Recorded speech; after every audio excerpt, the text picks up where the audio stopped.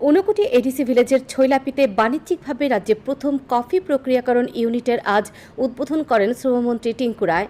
কেন্দ্রীয় সরকারের small industries development bank of ইন্ডিয়ার আর্থিক সহায়তা ও কফি বোর্ডের কারিগরি সহায়তায় এবং সামাজিক সংস্থা গ্রোয়িং সিডের পরিচালনায় এটি গড়ে উঠেছে।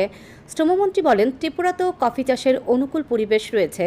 অনুষ্ঠানে এছাড়া ভাষণ দেন small industries development bank of ইন্ডিয়ার আগরতলা শাখার প্রবন্ধক রাজশেখর হাঁসদা, কফি বোর্ডের senior liaison officer Sandip Das, Gournagar ব্লকের বিডিও নবারুণ চক্রবর্তী প্রমুখ।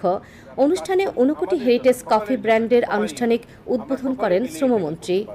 কমন ফ্যাসিলিটি সেন্টার এটা কিন্তু আমাদের ভারতে অনেক জায়গাতে আপনি যদি দেখুন, আমাদের ডায়েরিগুলো, এই যে দুধ উৎপাদন কেন্দ্রগুলো, আমুল দুধ আমাদের দেশ নয়, পৃথিবীর অনেকগুলো দেশকে, প্রায় পৃথিবীর 20খানা দেশে আমুল দুধের দুধ সাপ্লাই হয়। এখানেও এটা কমন ফ্যাসিলিটি সেন্টার। সবাই আমরা যেখানে ধরুন আমরা তৈলেন বাড়িতেও যদি কফি চাষ করি এখানে নিয়ে আসবো, আমি যদি দেওড়া ছড়াতে করি তাহলে এখানে নিয়ে আসবো, আমি যদি এনসি পাড়াতে করি এখানে নিয়ে, অর্থাৎ সবাই মিলে যখন একটা কাজ করব দেখবেন কম ইনভেস্টমেন্টেও আমরা লাভ বেশি করতে পারবো।